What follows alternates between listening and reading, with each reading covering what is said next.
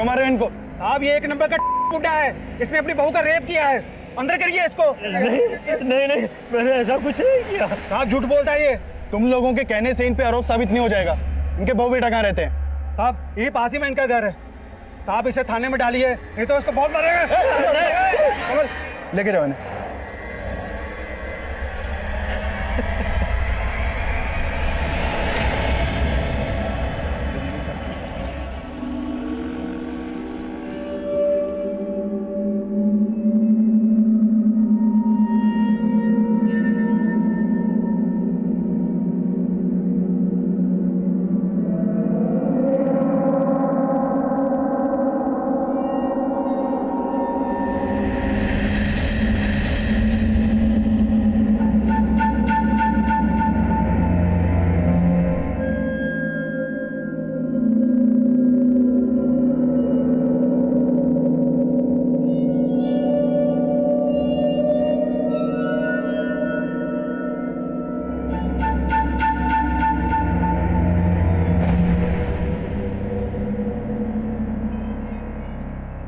अरे क्या हो गया प्रकाश बाबू?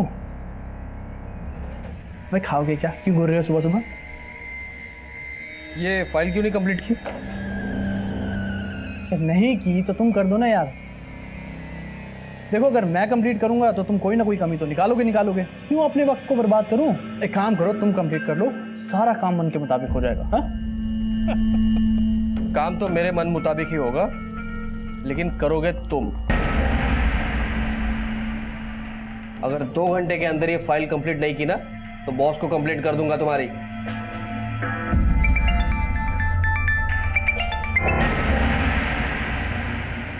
हेलो हेलो प्रकाश जी, आज आप अपना टिफिन ले जाना भूल गए। देखो माधुरी, मैं तुमसे बात करने के मूड में नहीं हूँ, बाद में फोन करता हूँ।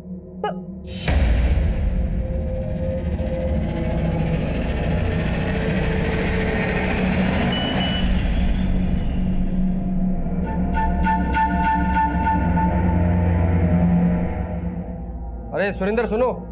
हाँ साहब। देखो एक बच्चे को ओ नेगेटिव ब्लड की जरूरत है और मेरा ओ नेगेटिव ब्लड ग्रुप है, बहुत रेयर होता है ये, तो बॉस को बोल देना मैं ब्लड डोनेट करने गया हूँ, थोड़ा इमरजेंसी है, ठीक है?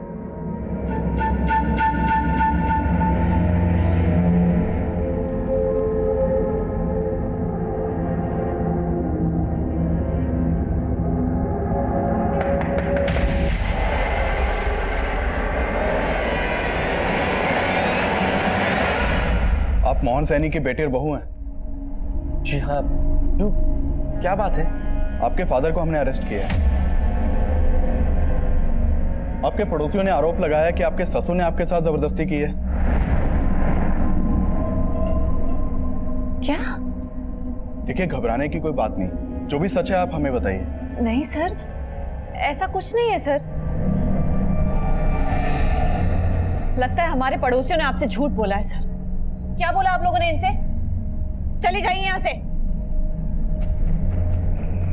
सर सच में ऐसा कुछ नहीं है, प्लीज उन्हें छोड़ दीजिए। आप बोलिए ना कुछ। जी हाँ सर, वो वीना सही बोल रही है। ठीक है।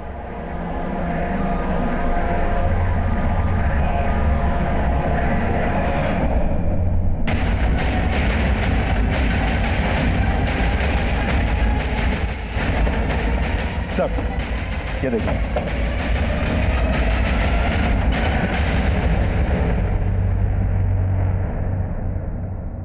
सर सुबह एक दूध वाले ने इसकी लाश देखी तो कंट्रोल रूम में फोन किया, और ये देखिए लाश के पास सिर्फ बाइक मिली है, इसका मोबाइल पर्स सब गायब है। एंगल लूट का नहीं लगता। अगर मामला लूट का होता तो वो बाइक लेकर भी जाते। इसकी पहचान पता करो और देखो बाइक किस एड्रेस पे रजिस्टर्ड है। Okay sir.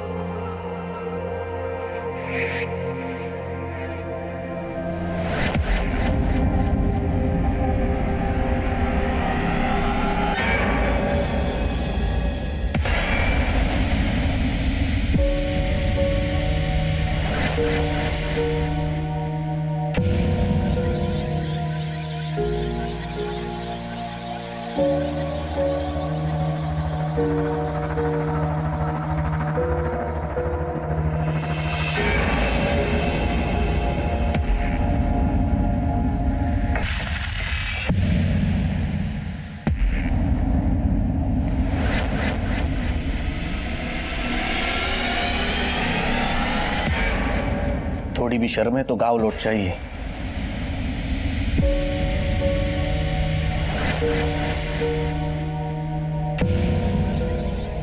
साहब हमें ये आदमी अपने मोहल्ले में नहीं चाहिए, अंदर करिए इसको। थोड़ी भी शर्म है तो गाँव लौट चाहिए।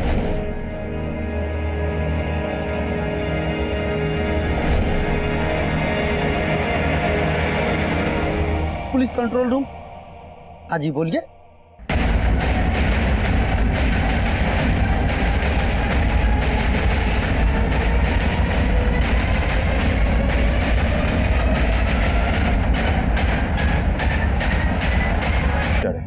और जब मैंने मोती नगर पुलिस को कांटेक्ट किया तो उन्होंने बोला कि प्रकाश की वाइफ ने कल रात प्रकाश की मिसिंग कंप्लेंट दर्ज करवाई थी।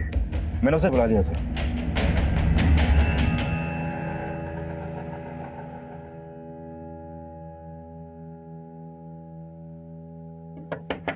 पापा,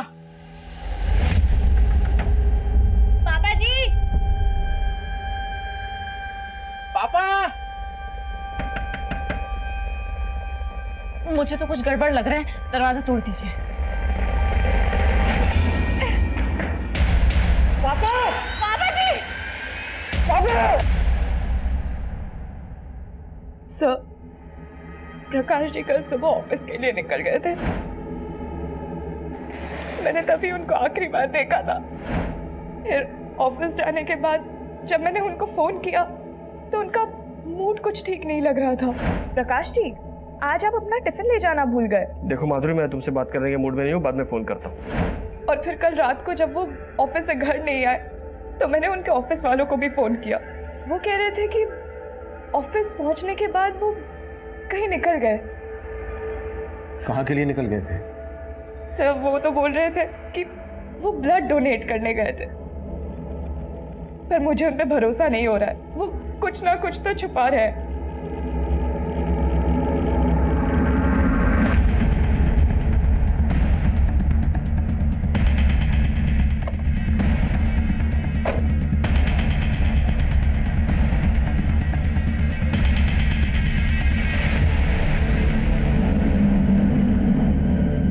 नहीं सर, हम लोग झूठ नहीं बोल रहे। सर, कल सुबह प्रकाश के नंबर पर किसी नंबर से मैसेज आया था। किसी बच्चे को ओ नेगेटिव ब्लड की जरूरत थी शायद। उसके बाद प्रकाश चला गया। एक बच्चे को ओ नेगेटिव ब्लड की जरूरत है और मेरा ओ नेगेटिव ब्लड ग्रुप है, तो बॉस को बोल देना मैं ब्लड डोनेट करने गया हूँ, थोड़ा इमरजेंसी है। वैसे प्रकाश ब्लड डोनेट करने कहाँ गया था? सर, ये तो हमें मालूम नहीं।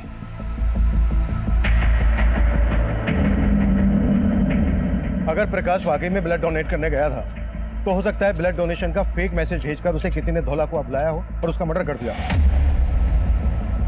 चेक करो, कल सोशल मीडिया पर ऐसा कोई मैसेज वायरल हुआ है क्या जिसमें ओ नेगेटिव ब्लड की मांग की गई हो? प्रकाश और उसकी वाइफ के कॉल रिकॉर्ड्स भी निकलवाओ। उसके ऑफिस, अड़ोस पड़ोस में सब जगह पूछताछ करो। प्रकाश से जुड़ी हर बात हमें मालूम होनी चाहिए। सर,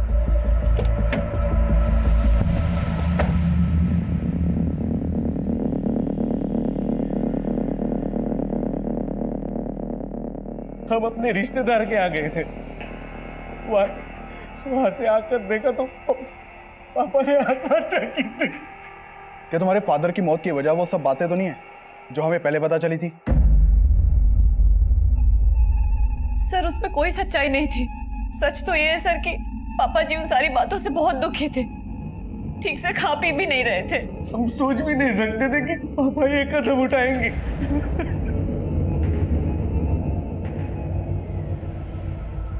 साहब, वैसे तो प्रकाश जी बहुत अच्छे आदमी थे, लेकिन ऑफिस में उनका सिर्फ एक ही इंसान के साथ पंगा था। किसकी बात कर रहे हो तुम? सर, पूर्णिमा मैडम।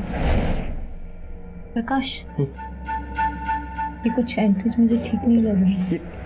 दूर रहो, बिना टच किए बात नहीं कर सकती क्या? क्या है ये? हाँ, मैंने तुमसे कितनी बार कहा है कि मैं एक शादीशुदा इंसान हूँ और तुम जो सोच रही हो ना वैसा कुछ नहीं हो सकता। सर, उन्हें कुछ कहना ही था तो मुझे अकेले में कह दिया होता, ऐसे सबके सामने नीचा दिखाया। मतलब जिस तरह से उसने तुम्हें एम्बेरस किया, मैं गुस्सा आया और इसी बात का तुमने उसे बदला लिया। सर, ऐसा कुछ नहीं है। और सर, प्रकाश ऑफिस से गए तो उस दिन मैं ऑफिस में ही थी।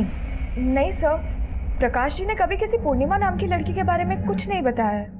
खैर, हम पूर्णिमा और प्रकाश के बाकी ऑफिस वालों के बारे में पता कर रहे हैं। लेकिन माधुरी जी, ये भी तो हो सकता है कि प्रकाश की उसी की रिश्तेदारी में या फिर आस पड़ोस में किसी से कोई अनबन हो। सर, एक बात है, 2 दिन पहले इनके यहाँ एक लड़की रहा करती थी। कौन लड़की?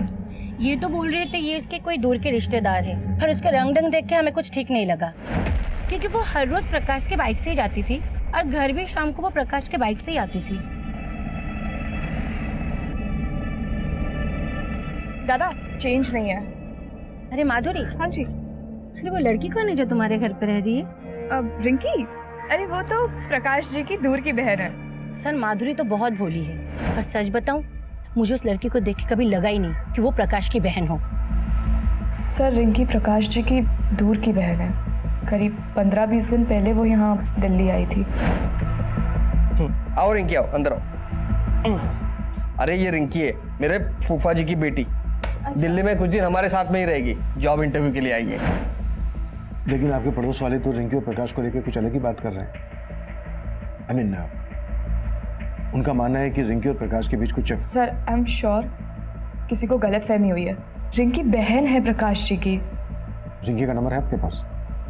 जी। रिंकी रहती कहाँ थी? सर इस बारे में तो कोई आइडिया नहीं है। सर फोन बंद है। अच्छा, जब रिंकी आपके यहाँ से गई तो कहाँ गई थी, ये तो पता होगा आपको? जी सर। रिंकी कुछ दिन और रुक जाती, हमें बहुत अच्छा लगता। हाँ भी रुकने का मन तो मेरा भी था, पर अब क्या करूँ, लखनऊ में जॉब इंटरव्यू है ना, वो भी इम्पोर्टेंट है इसलिए। पर इसके बाद मैं आपसे ज़रूर मिलने आऊँगी। आपने हमें बताया कि रिंकी आपके पति प्रकाश के मर्डर से एक दिन पहले ही आपके घर से गई थी और अब उसका मोबाइल फोन स्विच ऑफ आ रहा है। आपको ये कुछ अजीब नहीं लग रहा? आप कहना क्या चाहते हैं? रिंकी का कोई फोटो है आपके पास? जी सर।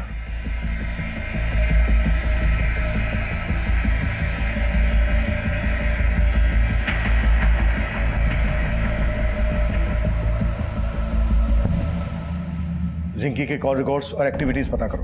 प्रकाश के कत्ल से एक दिन पहले रिंकी का प्रकाश के घर से जाना और अब रिंकी का मोबाइल फोन स्विच ऑफ आना, ये कुछ ठीक नहीं लग रहा है। पानी देना।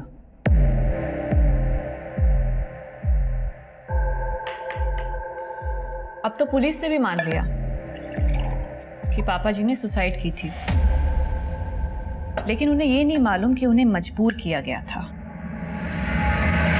लेकिन सच तो तुम भी जानते हो और मैं भी। क्या कहना क्या चाहती हो? यही कि अगर मैंने सबको सच बता दिया ना तो तुम रास्ते में चलने के काबिल भी नहीं रहोगे।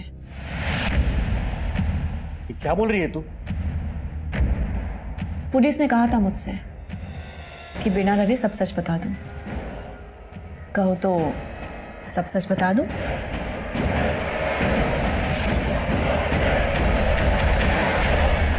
पानी दो मुझे।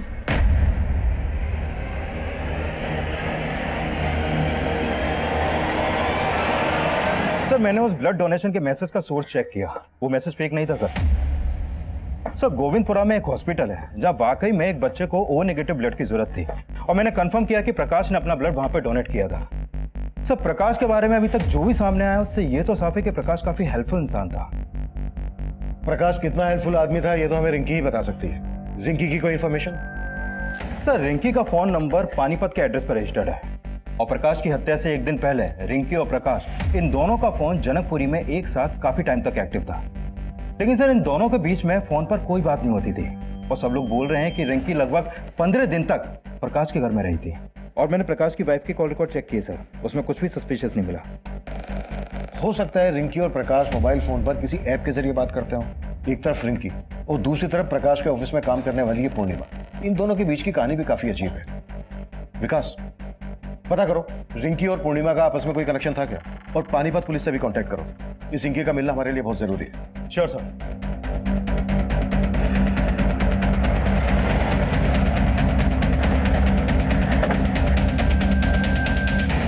ये लड़की दिल्ली में थी?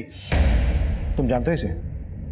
जी सर, इसका नाम रिंकी है। तकरीबन 15 दिन पहले इसके फादर ने यहाँ मिसिंग कंप्लेंट दर्ज कराई थी और फिर 2 दिन पहले रिंकी की लाश हमें मिली। रिंकी की लाश? जी सर, बहुत ही ब्रूटल मर्डर था सर। लाश के पास से हमें एक फोटो आईडी मिली रिंकी की और उसके फादर ने भी शिनाख्त कर ली थी कि वो लाश रिंकी की ही थी। रिंकी की लाश मिलती है यहाँ पानीपत में, और प्रकाश की लाश मिली थी हमें दिल्ली में। लेकिन सर हमारे इन्वेस्टिगेशन में प्रकाश नाम के किसी आदमी की जानकारी हमें नहीं मिली। लेकिन प्रकाश ने अपनी वाइफ को बताया था कि रिंकी उसकी दूर की बहन है। वेल, हमें रिंकी के फादर से मिलना है, शायद वो प्रकाश के बारे में जानते हो। सर, अब रोने से क्या होगा? गई तो गई, ससुरी औलाद ही ऐसी पैदा हो गई थी। चुप! कोई जरूरत नहीं है ऐसी लड़की के लिए रोने की। एकदम आवाज मत ला।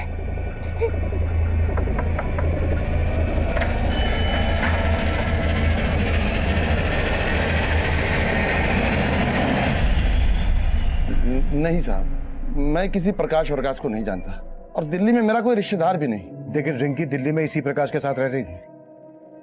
कहीं रिंकी और प्रकाश का कोई चक्कर वक्कर तो नहीं था? ऐसा क्यों कह रहे हैं आप? क्यों मेरी मरी हुई बेटी को बदनाम कर रहे हैं? देखिए, हमारा इरादा किसी को बदनाम करने का नहीं है, हम हमारा काम कर रहे हैं। दिल्ली में प्रकाश का मर्डर हो गया है। रिंकी दिल्ली गई थी तो क्यों गई थी? और वो प्रकाश के मर्डर के तुरंत बाद पानीपत में आई, तो पानीपत में रिंकी का मर्डर किसने किया होगा? मेरी भी समझ में कुछ नहीं आ रहा है, और मैं किसी प्रकाश को नहीं जानता।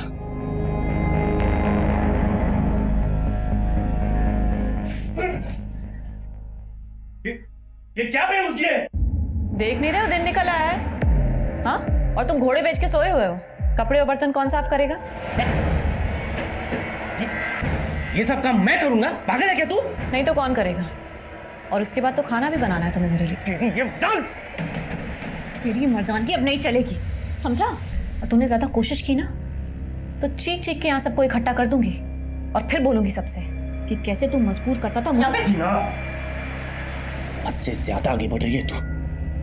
हदें तूने पार की हैं। अब जाके मुझे तुझे काबू में करने का मौका मिला है। जैसे जैसा कह रही हूँ वैसा कर। जेल में चक्की पीसने से तो बेहतर है ना कि घर का चौका बर्तन कर, समझा? अब चल शुरू हो जा।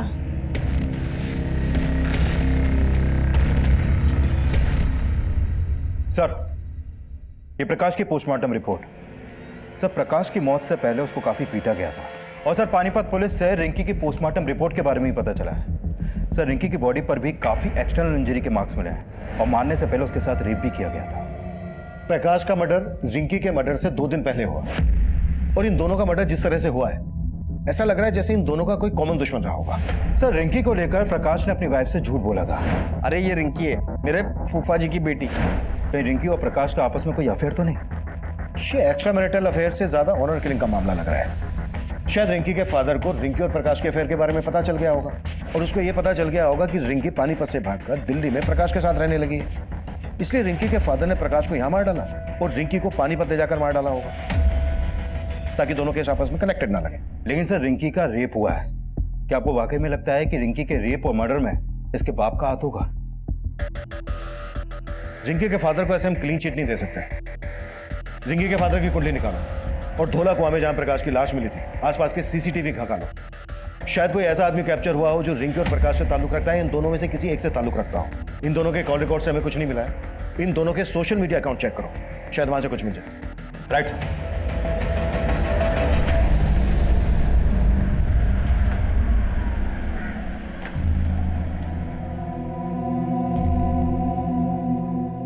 इस बार पैसों का इंतजाम हो जाएगा ना? हो जाएगा भाई, टेंशन क्यों ले रहा है? टेंशन तो होगी, पुलिस दोबारा इस केस में कूद पड़ी। सर, मैंने रिंकी और प्रकाश इन दोनों का सोशल मीडिया अकाउंट चेक किया। सर, ये रिंकी और प्रकाश सोशल मीडिया पर भी एक दूसरे के टच में नहीं थे। लेकिन सर, प्रकाश के सोशल मीडिया अकाउंट में उसी को ऑफिस में काम करने वाले पूर्णिमा के काफी मैसेज मिले हैं। ये देखिए सर। इस पूर्णिमा के अगेंस्ट कुछ मिला? नहीं सर, फिलहाल पूर्णिमा के खिलाफ तो कुछ नहीं मिला है। लेकिन सर, रिंकी के सोशल मीडिया अकाउंट में एक रोहन नाम के लड़के का अकाउंट भी मिला है। ये देखिए सर, ये रोहन और रिंकी के बीच में जिस तरह की चैटिंग होती थी, उसे लगता है कि इन दोनों का आपस में अफेयर था। काफी इंटीमेट बातें होती थी सर। ये देखिए। कि रोहन रहता कहाँ है? रोहन कहाँ जा रहा है? मम्मी 4 बज रहे, कहाँ जाऊंगा मैं? ट्यूशन जा रहा हूँ। अच्छा ठीक है, पर घर जल्दी आ जाना। आजकल रोज ही घर देर से आता है तू। मम्मी एग्जाम चल रहे हैं। सर एक्स्ट्रा क्लासेस लेते हैं, ठीक है मैं आ जाऊंगा जल्दी। क्लासेस बाद में जाना, पहले हमें कुछ सवालों के जवाब देना है। क्या हुआ सर? क्या किया मेरे बेटे ने? हमें आपके बेटे से कुछ बातें करनी है, अकेले में। हाँ सर, रिंकी मेरी दोस्त है, लेकिन सर हमारा ब्रेकअप हो गया था। ब्रेकअप क्यों हुआ था? सर ये हमारा पर्सनल मैटर है, आप ये क्यों पूछ रहे हैं सर? वो इसलिए क्योंकि रिंकी का मर्डर हो गया है। क्या सर? सर रिंकी का मर्डर? हाँ मर्डर, और मर्डर सिर्फ रिंकी का ही नहीं हुआ है, बल्कि प्रकाश नाम के इस आदमी का भी मर्डर हुआ है, और दिल्ली में रिंकी इसी आदमी के साथ रह रही थी। अब तो ये बोल, तेरा रिंकी और प्रकाश के मर्डर से क्या लेना देना है? सर मेरा सर किसी से कोई लेना देना नहीं है, और सर ये प्रकाश मैं सर किसी को नहीं जानता। पिछले 6 महीने से रिंकी से तू सोशल मीडिया अकाउंट पर टच में था, तुम दोनों की चैट हिस्ट्री है हमारे पास, दिखाऊं? रिंकी पानीपत से दिल्ली तेरे कहने पर आई, और तुम दोनों के कॉल रिकॉर्ड के हिसाब से तेरा और रिंकी का मोबाइल फोन दिल्ली में कई जगह पर एक साथ एक्टिव था। क्या छिपा रहा है हमसे? सर मैं कुछ नहीं छिपा रहा, लेकिन सर हाँ मैं रिंकी से प्यार करता था, और सर जब वो दिल्ली आई थी तो मुझसे मिल भी रही थी। रिंकी यार, मैंने सोचा भी नहीं था कि तुम मुझसे मिलने ऐसे दिल्ली आ जाओगी। रोहन, मैं दिल्ली में सेटल होना चाहती हूँ, इसलिए मैं जॉब ढूंढ रही हूँ। क्या तुम मेरी थोड़ी मदद करोगे? ऑफ कोर्स यार, मैं तुम्हारे लिए जॉब ढूंढ देता हूँ। Thank you. अब ना मैं ट्रैवलिंग करके बहुत थक गई हूँ, तो तुम्हारे घर चले? मेरे घर? रिंकी मैं तुमको अपने घर नहीं ले आ सकता, और सर इसी बात से नाराज होकर उसने बोलचाल बंद कर दी। डीएनए करवा उसका, और जब तक डीएनए रिपोर्ट नहीं आ जाती है हमसे बिना पूछे शहर से बाहर नहीं जाएगा।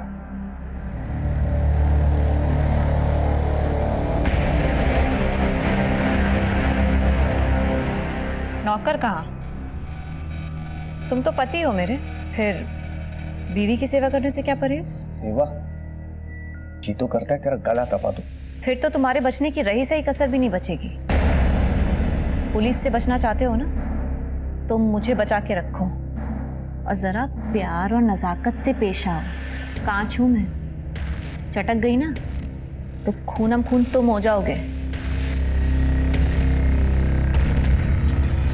ये लड़का रिंकी का दोस्त है, हो सकता है रिंकी के साथ ये लड़का भी यहाँ पर कभी आया हो। नहीं सर, ये लड़का कभी नहीं आया यहाँ। सर, रिंकी का फोन अभी अभी पालम में एक्टिव हुआ था, और फोन अभी भी चालू है। व्हाट?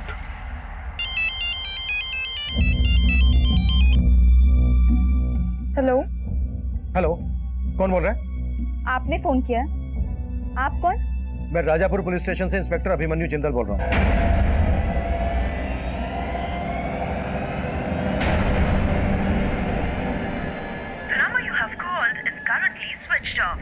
रिंकी का फोन किसी लड़के ने उठाया था, पर अब स्विच ऑफ। विकास, पालम में जहां रिंकी का फोन एक्टिव हुआ था वहां अपनी एक टीम भेजो। हो सकता है हमारा ध्यान भटकाने के लिए किसने रिंकी का फोन एक्टिव किया हो, और अपने खबरियों को रिंकी का फोटोग्राफ दो, पता लगवाओ कि पालम में रिंकी का कहां कहां आना जाना था। रिंकी के फादर से भी मिलो। सर। रोहन, रोहन,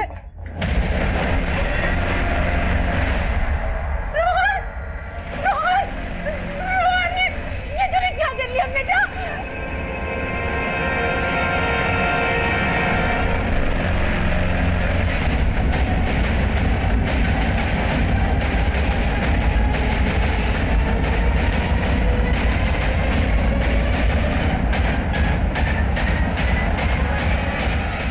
कविता,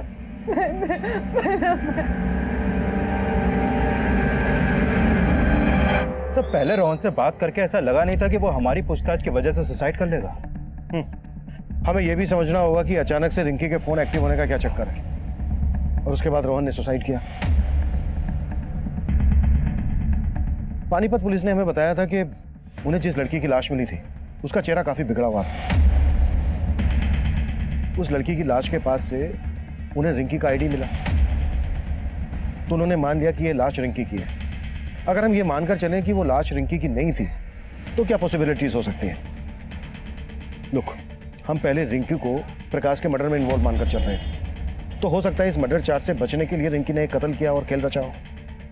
सर अगर इस लिहाज से देखा जाए तो रिंकी का बाप भी हमारा स्ट्रॉन्ग सस्पेक्ट बनता है, क्योंकि उसी ने उस लाश की शिनाख्त की थी और माना था कि वो लाश रिंकी की है।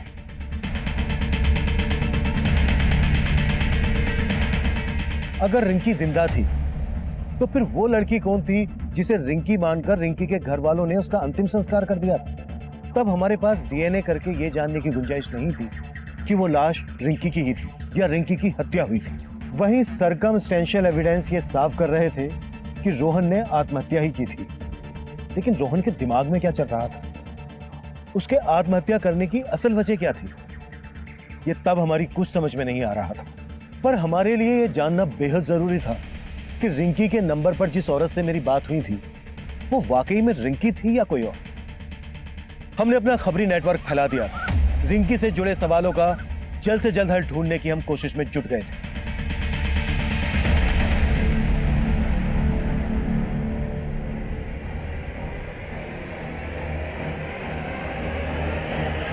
रिंकी उसी तरफ जाता हुआ कैप्चर हुआ है। फुटेज इसमें है सर। और करीब 1 घंटे बाद ये लड़के उसी रास्ते से वापस लौटे हैं। तो मैंने रोहन की मां को इन लड़कों का फोटो दिखाया था। उन्होंने कहा कि ये लड़के रोहन के कॉलेज के हैं। मिहिर और मानव से बात करनी पड़ेगी। बाकी तीसरे के बारे में दोनों बताएं। सर, मुन्ना खबरी का फोन आया था, वो आपसे मिलना चाहता है। उसे रिंकी के बारे में कुछ इन्फॉर्मेशन देनी है।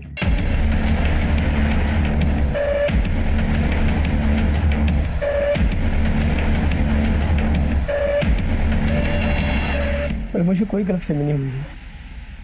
वो लड़की यही थी सर, रिंकी। रिंकी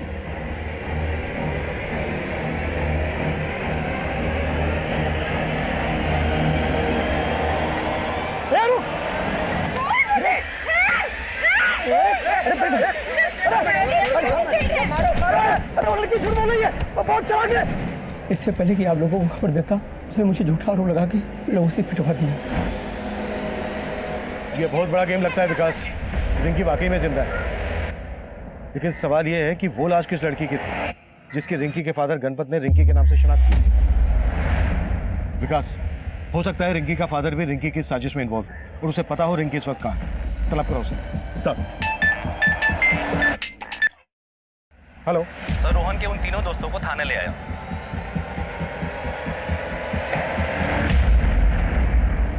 सर कोई मुंह नहीं खोल रहा है। बोल रहे हैं ना ये रिंकी को जानते हैं ना प्रकाश को।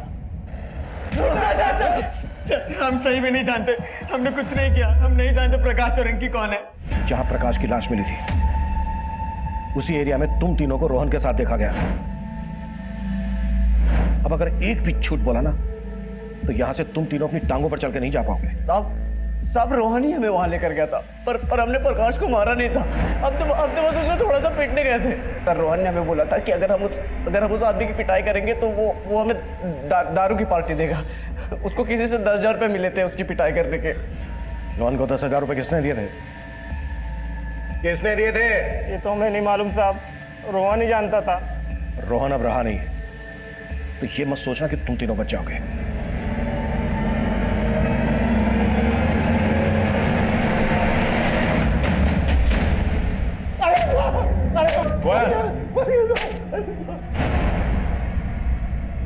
बोल रिंकी कहाँ? क्या कह रहे हैं साहब? यही साहब तो थे जो रिंकी की लाश दिखाए थे साहब। अब आप पूछे रिंकी क्या? टंकी बंद कर। जिस लाश की शिनाख्त तूने की थी वो रिंकी की नहीं थी। रिंकी जिंदा है अभी। और अब ये बोल, अभी कहाँ है वो? बोल। हम सच कह रहे हैं साहब, हमको नहीं मालूम। छोड़ते रहो। नहीं साहब, अरे हम सच कह रहे हैं साहब।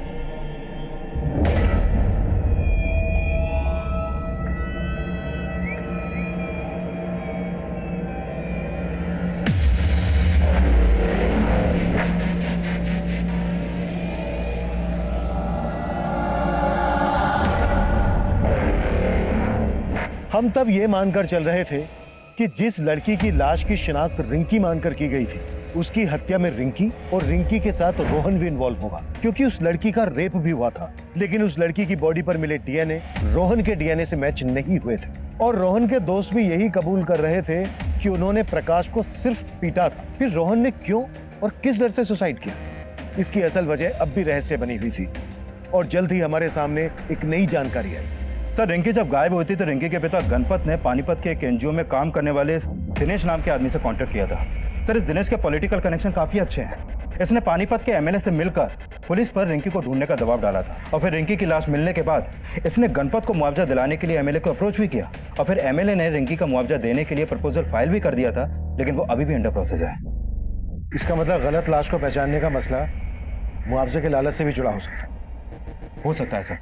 और ये भी पता चला है कि दिनेश के एनजीओ में ऐसी कई लड़कियां हैं जो सुन और बोल नहीं सकती हैं। और अंदर की खबर ये है कि ये उन लड़कियों को एमएलए समेत कई मिनिस्टर्स और बिजनेसमैन को भी सप्लाई करता है। साहब आप गलत कर रहे हैं, ये आप नहीं जानते मैं क्या कर सकता हूँ। तू नहीं जानता है मैं क्या क्या कर सकता हूँ। तेरे बारे में सब कुछ पता कर लिया हमने। तेरे एनजीओ की ये लड़की विनीता गायब है। नहीं सुन सकती थी ना ही बोल सकती थी। अब तू ये बोल, ऐसे ही बताएगा या फिर 3rd डिग्री की परमिशन लूं? विकास मैं बताता था मैंने कुछ नहीं किया साहब। सारा प्लान इसका था साहब, सारा प्लान इसका था। और रिंकी गायब नहीं हुई थी साहब, वो घर छोड़ के भाग गई थी और भागने से पहले उसने घर में एक लेटर भी छोड़ा था।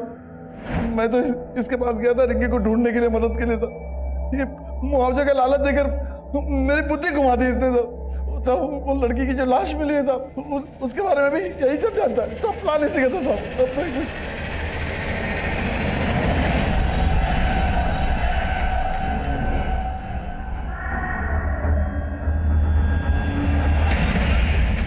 उसको मारकर मैंने उसका चेहरा बिगाड़ दिया, रिंकी की आईडी उसके पास रख दी।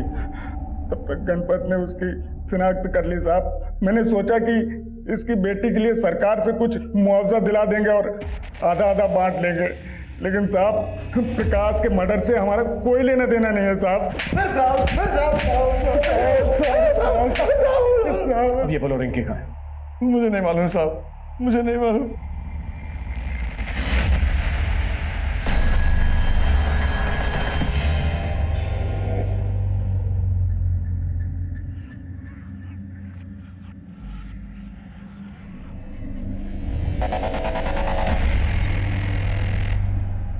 सर ये रोहन रोहिणी में इस महेंद्र नाम के आदमी से ट्यूशन पढ़ता था और मैंने चेक किया कि रिंकी का फोन पहले कई दफे रोहिणी में एक्टिव रहता था। सर हो सकता है ये महेंद्र हमें रिंकी की कोई लीड थे।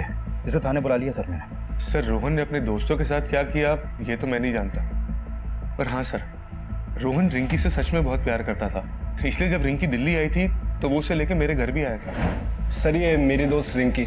सर मैं अकेला रहता हूँ, इसलिए रोहन चाहता था कि मैं रिंकी को कुछ दिनों के लिए अपने घर पे रख लूं और मैंने रिंकी को अपने घर पे रखने के लिए 2 दिन के लिए परमिशन भी दे दी थी। पर सर मैं रिंकी को ज़्यादा दिन के लिए अपने घर पे नहीं रख सकता था, इसलिए मैंने उसे जाने के लिए कह दिया। फिर उसके बाद उसके साथ क्या हुआ सर मुझे सच में कुछ नहीं मालूम। रिंकी यहाँ दिल्ली में इस प्रकाश के साथ रह रही थी, आप जानते हैं इसे? नहीं सर मैं नहीं जानता। ठीक है आप जा सकते हैं। जी सर शुक्रिया। विकास इसकी भी कुंडली निकालो। सर जनकपुरी के एक एजेंट ने रिंकी का फोटो आइडेंटिफाई किया है। उसने बताया कि उसने रिंकी को जनकपुरी में एक फ्लैट किराए पर दिलवाया था और रिंकी उस फ्लैट में उसी दिन शिफ्ट हो गई थी जिस दिन प्रकाश का मर्डर हुआ।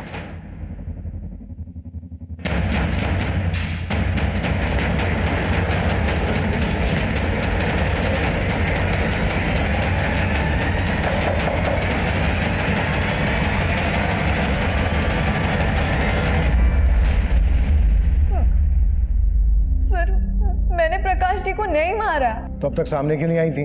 सर मैं अपने पापा से तंग आ गई थी, इसलिए घर से भाग के दिल्ली चली आई और फिर मुझे मालूम पड़ा कि मेरे पापा ने दूसरी लड़की को मेरी लाश मानकर उसका अंतिम संस्कार कर दिया था। सर मैं बहुत डर गई थी, इसलिए छिपी हुई थी। छिपी इसलिए थी क्योंकि तुम प्रकाश के मर्डर में इन्वॉल्व हो। अब सच सच बोलना, तुम्हारे और प्रकाश के बीच क्या रिश्ता था? सर जैसा आप सोच रहे वैसा बिल्कुल नहीं है सर, बल्कि प्रकाश जी ने तो मुझे अपने घर में रहने की जगह दी थी। उनकी वाइफ और उनके साथ मैं घुल मिल गई थी, लेकिन मुझे क्या पता था कि सिचुएशन इतनी वियर्ड हो जाएगी। अरे माधुरी तौल नहीं देना। माधुरी,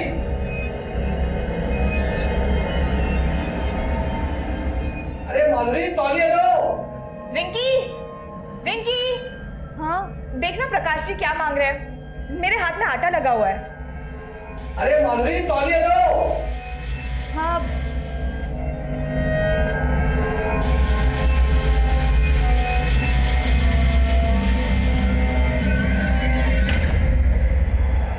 सॉरी। उस दिन पहली बार प्रकाश जी की वाइफ का बिहेवियर मुझे कुछ अजीब लगा, लेकिन ये क्लियर हो गया था कि प्रकाश जी के दिल में मेरे लिए कोई गलत इंटेंशन नहीं था। और फिर एक दिन प्रकाश जी की वाइफ ने मुझसे पूछा, रिंकी, तू भी हमारी एक हेल्प करेगी? कैसी हेल्प? रिंकी, हमारी शादी को 3 साल हो गए हैं, लेकिन मैं भाभी रो क्यों रही हो? रिंकी, मैं आज तक प्रकाश जी को बच्चा नहीं दे सकी। हमारे पास इतने पैसे भी नहीं है कि सरोगेसी के जरिए हम एक बच्चा पैदा करवा सके। रिंकी, क्या तू मेरे लिए प्रकाश जी के बच्चे की माँ बनेगी? What? मैंने तो साफ मना कर दिया और फिर अगले दिन ही मैं घर छोड़ के चली गई। और फिर उसी दिन जनकपुरी में मैं प्रकाश जी से मिली।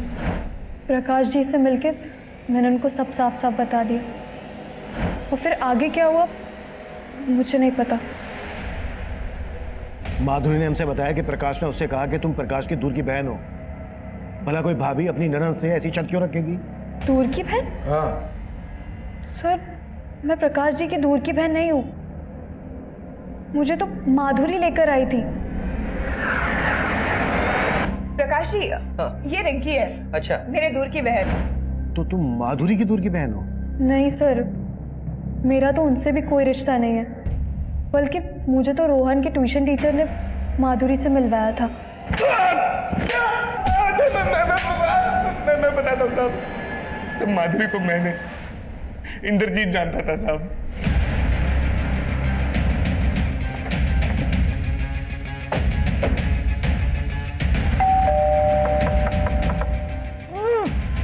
एक मिनट, अंदर से कुछ आवाज आ रही है।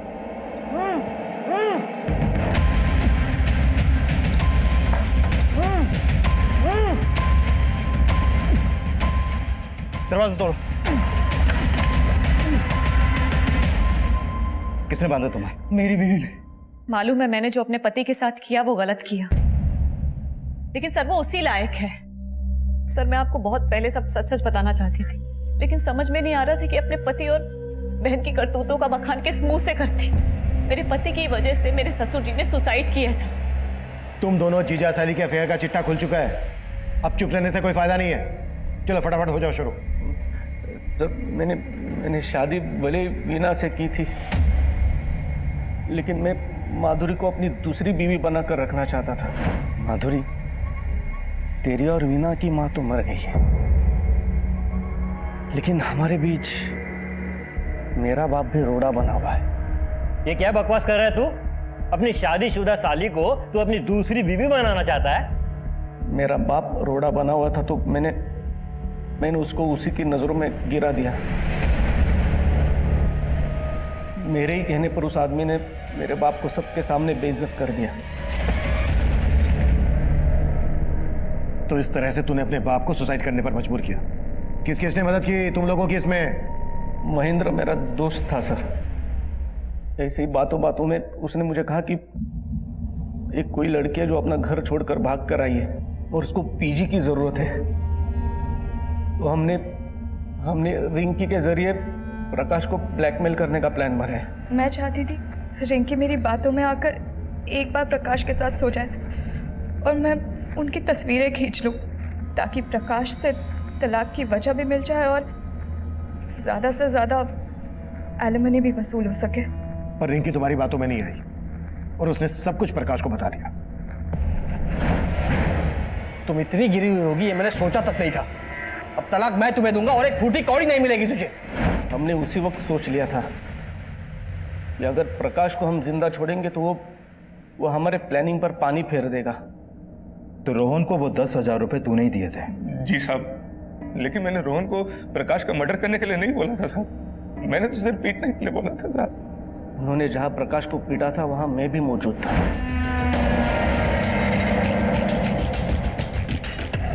प्रकाश की मौत के बाद जब आपने रोहन से पूछताछ की तो वो डर गया था साहब, और जब वो मुझसे मिला तो मैंने उसको और डरा दिया था साहब। देखो रोहन, मैं तो मानता हूँ कि तुमने और तुम्हारे दोस्त ने मिलकर प्रकाश को सिर्फ पीटा था, लेकिन पुलिस इस बात पर यकीन नहीं करने वाली। और सबसे जरूरी बात यह है कि अब तो उन्हें रिंकी की लाश भी मिल गई है। अगर तुमने मेरा नाम लिया ना, मैं तो सिर्फ कुछ ही दिनों के लिए अंदर जाने वाला हूँ, मुझे थोड़ी सी सजा होगी, लेकिन तुम पे 2-2 मर्डर केसेस लगेंगे, फांसी हो जाएगी तुम्हें।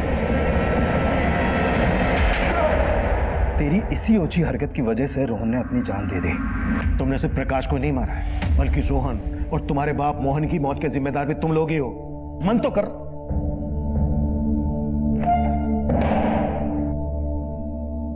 अनैतिक रिश्ते वो मीठा जहर है जो मुंह लगते ही इंसानी सोच और समझ को खोखला करना शुरू कर देता है, और देखते ही देखते अपराध के एक ऐसे भंवर में फंसा देता है जहां से वापसी के सभी दरवाजे बंद हो गए होते हैं। इंद्रजीत और माधुरी भी इसी राह पर थे, और वो पूरी जिंदगी सलाखों के पीछे यही सोचकर पछताएंगे। उनका एक गलत कदम उन्हें कभी सलाखों से बाहर नहीं निकाल पाएगा। अब मैं सीनियर इंस्पेक्टर अभिमन्यु जिंदल आप लोगों से विदा लेता हूं। आपसे फिर मुलाकात होगी एक नए केस के साथ। देखते रहिए क्राइम पेट्रोल 10 तक। मकसद बताना नहीं,